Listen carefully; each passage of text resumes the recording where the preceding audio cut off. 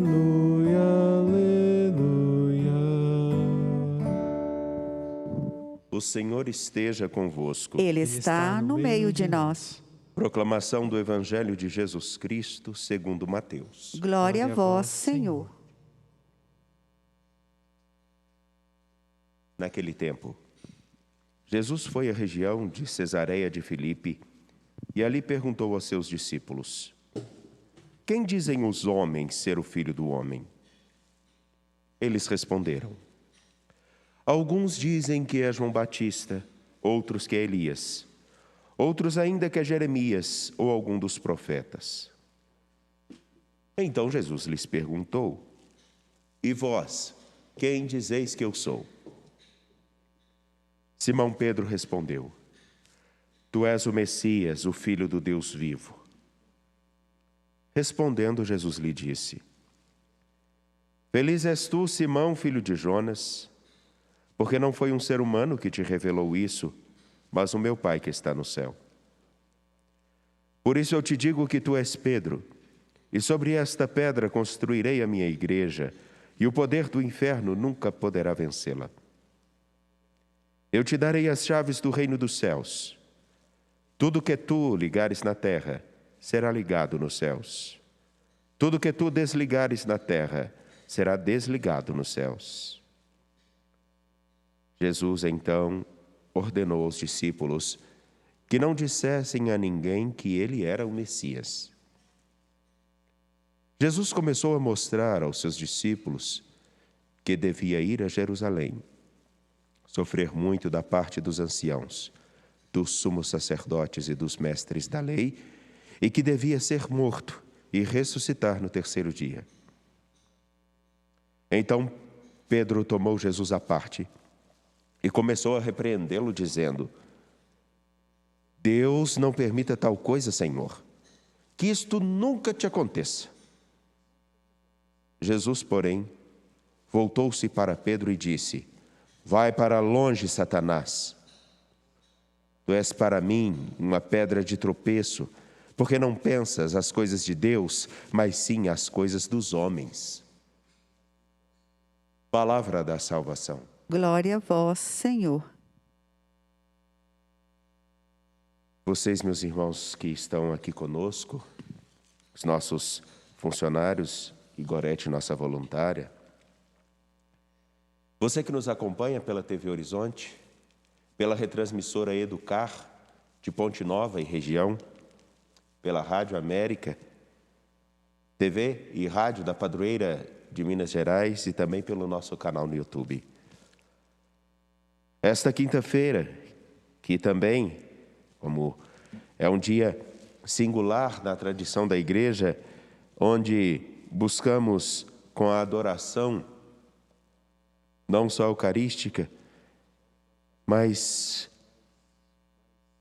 chamados a sermos adoradores em espírito e em verdade, em todo canto, para fazer a vontade de nosso Deus. Nós temos a liturgia de hoje com uma escancarada descrição daquilo que pode ser o nosso caminhar como discípulos de Jesus. Todos nós, sem exceção, precisamos estar atentos para percebermos quais os traços que nós temos em nosso peregrinar com Jesus Cristo. Ao ouvirmos a leitura do capítulo 20, de 1 a 13, de Números, nós observamos que o povo de Deus, mais uma vez, se coloca numa postura inadequada. Essa postura, ela é marcada pela murmuração. A murmuração que vai dar nome a esse lugar com o nome de Meriba. Literalmente significa lugar da murmuração. O murmurar, Aquele gesto, me perdoem, mas para ficar claro, é aquela coisa que a pessoa insatisfeita começa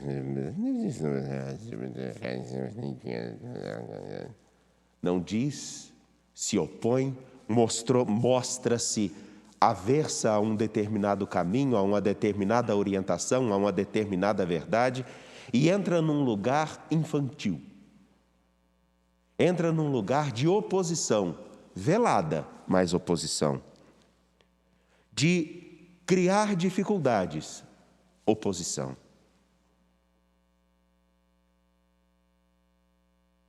E volta-se contra o caminho que é proposto para o bem e para a graça, para a força e para a dignidade de todos, a liberdade. Por isso, ao escutarmos o Salmo, Oxalá ouvisseis hoje sua voz, não fecheis os corações como em Meriba. Ao fechar os corações, nós podemos nos fechar ao horizonte que o Senhor nos apresenta. E isso marca a história do povo de Deus sempre. Lembremos, o mesmo povo que diz: nós faremos tudo o que o Senhor nosso Deus nos disser, é o mesmíssimo povo que por causa de pão, por causa de carne, por causa da água, que era sim necessário, mas o Senhor nunca deixaria de providenciar isso, eles começam a murmurar e a se opor ao Senhor, porque o coração está fechado no lugar da murmuração, Meribá. E esse contraste nós vemos novamente no Evangelho de Mateus, lá no capítulo 16, versículos 13 a 23.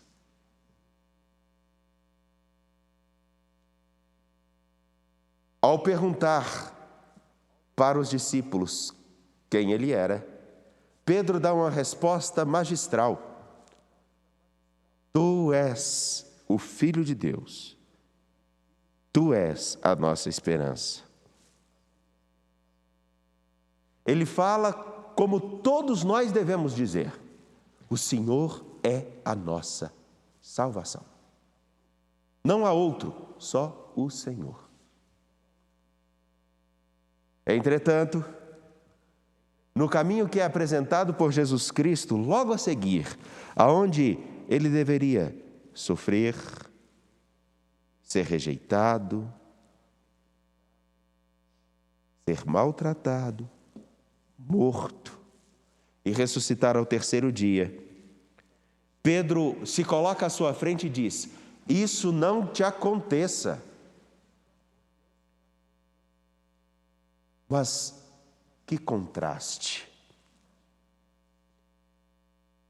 Pedro, que era discípulo e seguia o Senhor, agora se coloca à frente dele para dizer o que deve e o que não deve ser feito. Como se deve ou não se deve viver. Como se deve ou não se deve fazer. Qual é realmente o caminho que Jesus deve percorrer. É como comunidades, é como pessoas, é como quando nós achamos que podemos e devemos dizer, não só a Deus, mas aos outros, o que devem fazer. Principalmente a Deus. Não nos colocamos como discípulos que estão seguindo ao Mestre, mas nós queremos dizer a Ele o que deve e como deve agir.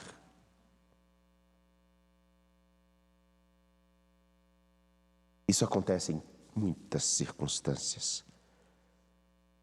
No ponto de vista eclesial, aqueles que acham que podem e devem dizer aos pastores como proceder.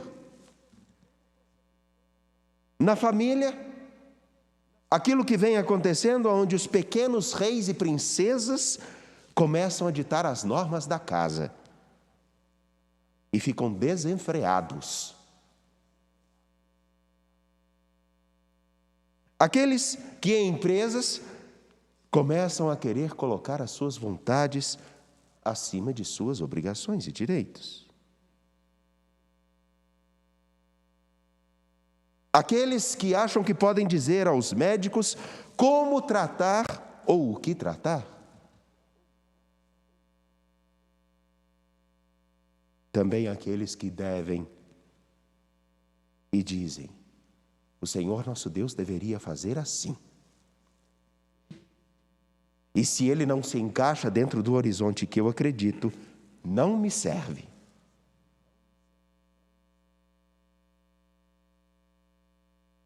Por isso Jesus olha para Pedro, que anteriormente fora elogiado pelo próprio Senhor, e ele escuta isso. Vai para longe de mim, Satanás.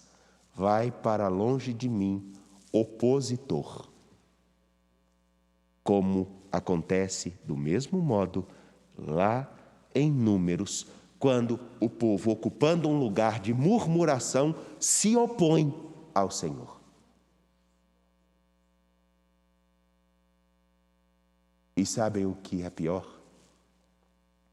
É que em muitos casos a oposição não é explícita, é velada e travestida.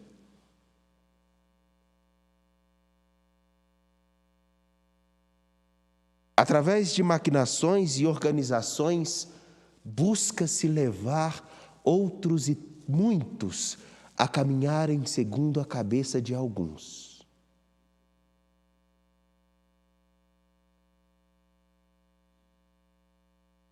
Instrumental para isso existem muitos. Fofocas, desavenças, maledicências, a apatia. Por isso Jesus ao dizer: vá para longe de mim, você está sendo uma pedra de tropeço. Ora, uma pedra de tropeço só está à frente daquele que caminha. Portanto, caríssimos, tomemos atenção e olhemos para cada um de nós para que a nossa adoração e o nosso caminhar com o Senhor estejam marcados não pela oposição velada, mas pelo desejo sincero de caminhar com o Senhor, inclusive pelas estradas que podem parecer inóspitas e difíceis, aonde pode até parecer que não temos água, mas não nos esqueçamos, aquele que acompanha a cada um de nós, aquele que está conosco pela história, ele não nos abandona. A maior dificuldade talvez seja nós percebermos que ele está conosco.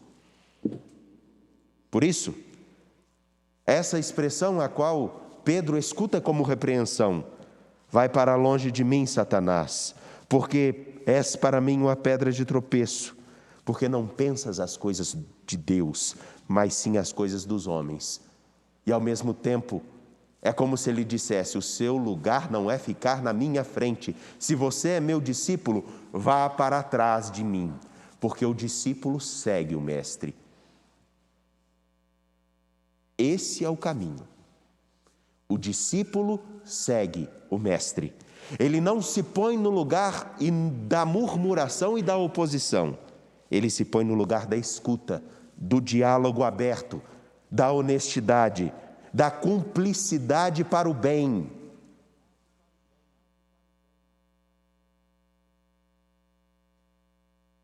Assim, se nos escandaliza vermos as artimanhas que estão marcando o nosso tempo presente, nossa sociedade como um todo,